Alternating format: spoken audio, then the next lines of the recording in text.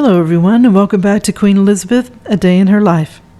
In our last episode, the Queen Mother had a trip to America and Canada, and she found out she liked being an ambassador for Britain. She was good at it, and she enjoyed it, and it made her feel welcome.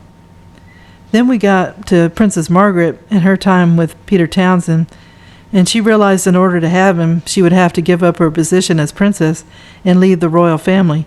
She decided she couldn't leave all she had ever known behind, and decided to break off their relationship. So let's see what's happening today. During this time, like between 1956 and 1960, the Queen Mother became interested in horse racing.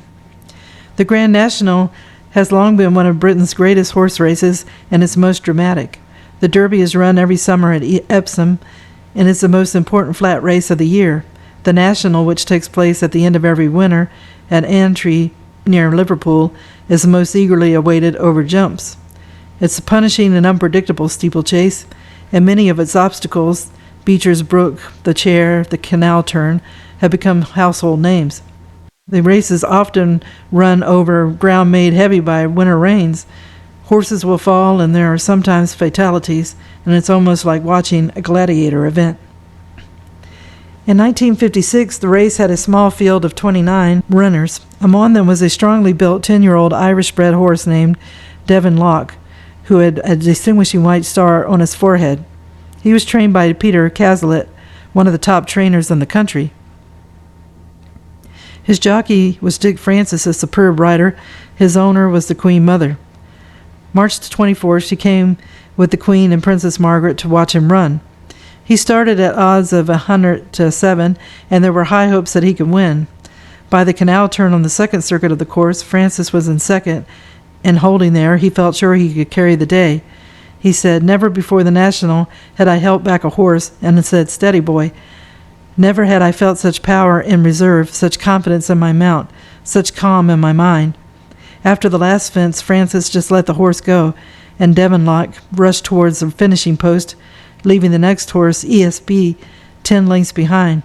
There was a roar in the crowds and the stands, and it looked as though the Queen Mother was within yards of victory. The top of the stand, the royal party was beside itself with excitement, joining in the cheers, gripped by the tension and the thrill of imminent victory. Then disaster happened. Suddenly Devon Loch pricked back his ears, his back legs stiffened and splayed, and he pancaked onto the ground.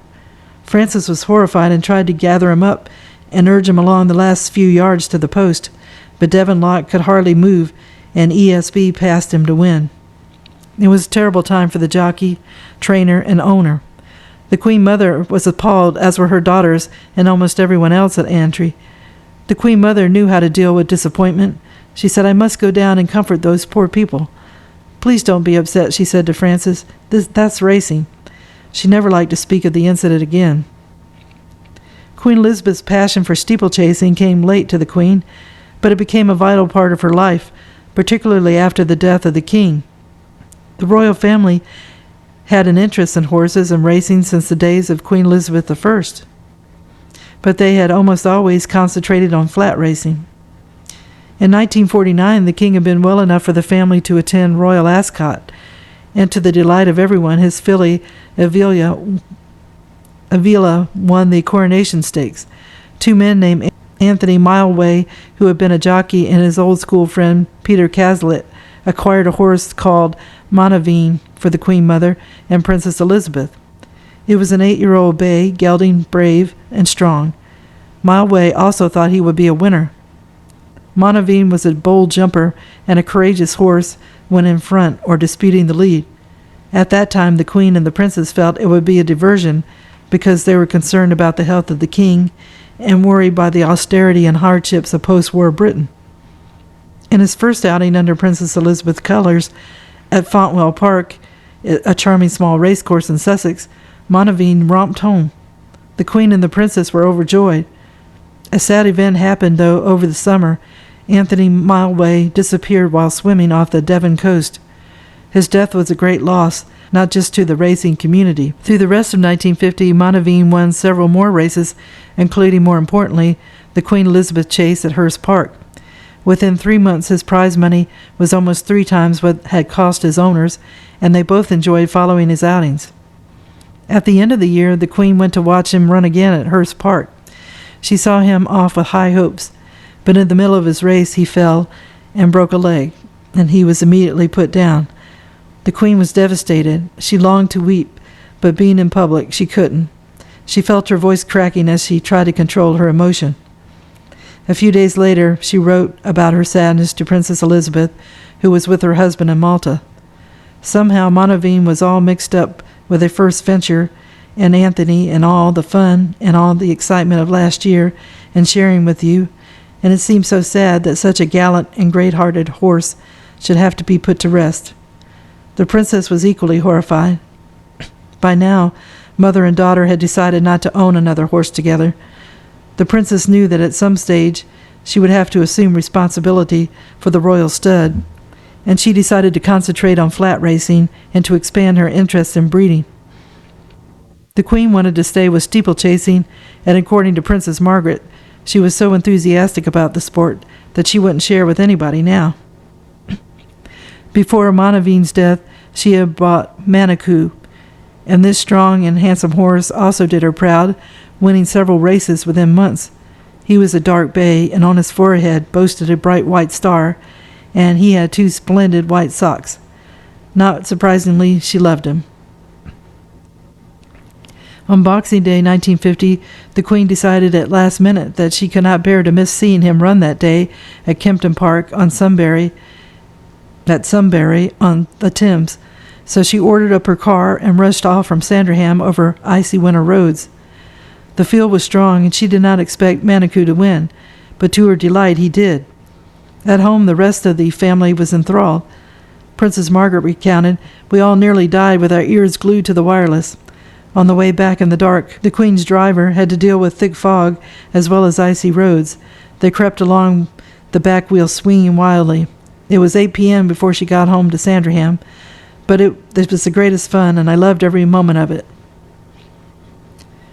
There were other races. Manitou ran poorly at Kempton Park, March 1951, and her hopes were dashed when he was beaten at Cheltenham by Silver Flame. He never won another race, and then became incurably lame, a misfortune that befell several of her horses. But she remained very fond of him, and at stud he sired many horses, including the Rip, who later came to be one of her favorites. Over the next 5 decades, mother and daughter derived enormous pleasure from their shared passion for racing. The successes and failures of the jockeys, trainers, and mounts, and the going at different race courses featured in many letters to each other, and wherever they were, they exchanged the news and gossip of the turf. So as it goes with racing, there were more disappointments than triumphs, but it was all absorbing. Racing was enjoyable because it was so gamey, so full of bounders, such fun, so unpredictable, and so exciting. The racetrack itself remained a constant. The enthusiasms made the Queen Mother who she was. Next up, when Major Tom Harvey retired as her private secretary in 1951, he remained a friend to the Queen Mother until he died. He reorganized her life after the death of the king. Queen Elizabeth depended on family, friends, and courtiers like him. Her most constant support and protector throughout those difficult years remained Arthur Penn, her friend since childhood and her treasurer since 1946. Penn was humorous and cultivated. He was an enthusiastic monarchist. He was devoted to the Queen Elizabeth, and she relied on his supervision of her household and his good taste. He would go to sales rooms and antique shops on her behalf to find mirrors, tables, pictures, or at reasonable prices to complete the furnishings of her homes. He did his best to keep her finances in order, both public and private, and to discourage her from unlimited expansion of her overdraft at Coutts, a private bank whose management was understanding of royal debt. Arthur Penn would begin one of his letters to her about money, and if there is an odious subject, that is it. It matched her attitude perfectly. She found it difficult to control her outgoings, and her horses and the Castle of May, for which she paid out of her private funds, and were a heavy burden. One of her ladies-in-waiting said she certainly had a hazy idea of costs, but greedy she was not, and her extravagances, as measured by those of modern celebrities, could be reckoned almost modest. She was aware that Royal expenses were under more and more parliamentary scrutiny, and at Sandringham over Christmas and New Year, 1953 to 54, when Queen Elizabeth and Prince Philip were on their Commonwealth tour, she made a point of telling the Queen that she tried to keep costs down by having as few staff as possible. Nonetheless, she felt then and always that she had to maintain a certain standard, such as large motor cars and special trains and all the things that are expected of the mother of a sovereign. The letters between Queen Elizabeth and Arthur Pym show the affection they have for each other. They were a queen and her friend a servant, and by 1956, Pym was 70, and he told her he thought he should bow out.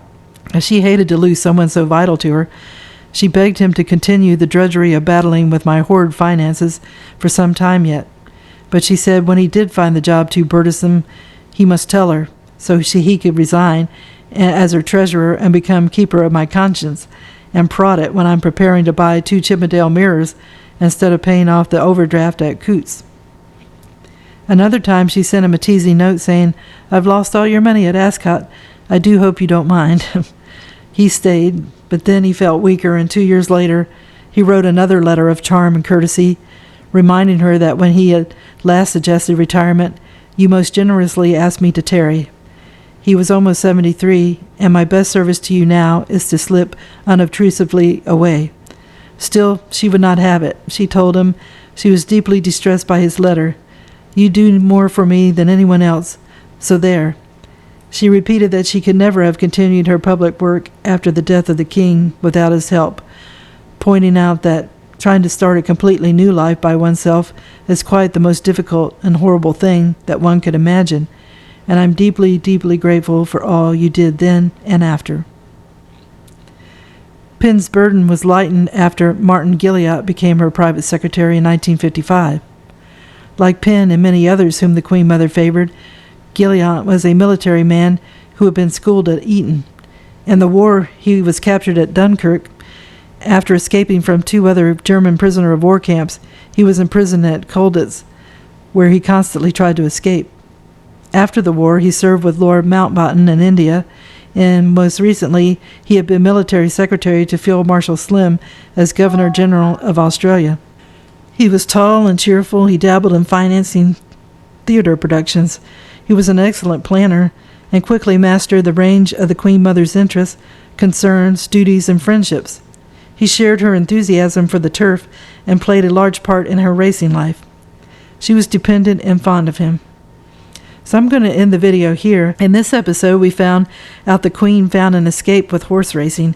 It was a way to get away from the rigid ways of being in the monarchy. In the world of racing, it had freedom, and it was fun and exciting. The Queen loved steeplechase racing, where the competitors had to jump over fences and ditch obstacles. The Queen Mother found it more exciting than the flat race tracks. Then we saw how the Queen Mother was regarding her finances, and how she relied on her treasurer to keep her finances somewhat straight. She tried to cut costs, but as she said, that she had to maintain a certain standard, such as large motor cars and special trains, and all the things that are expected of the mother of a sovereign. And that way she kind of reminded me of Queen Mary. So I could see how she felt, because she'd been in the royal world for so long, it would seem like a step down to move away from all the things that you were considered normal in the royal world. I hope you enjoyed the video, and if you did, if you could give it a thumbs up, it would help in the YouTube algorithms to keep growing the channel. And as I stated before, I created a list of merchandise from Amazon that I thought you might be interested in, and if you click on the link, it takes you to the Amazon page. And if you purchase anything, I get a small commission that is of no extra cost to you. But more importantly, I wish everyone a good day, and tune in again soon for another episode of Queen Elizabeth, A Day in Her Life. Thank you. Bye.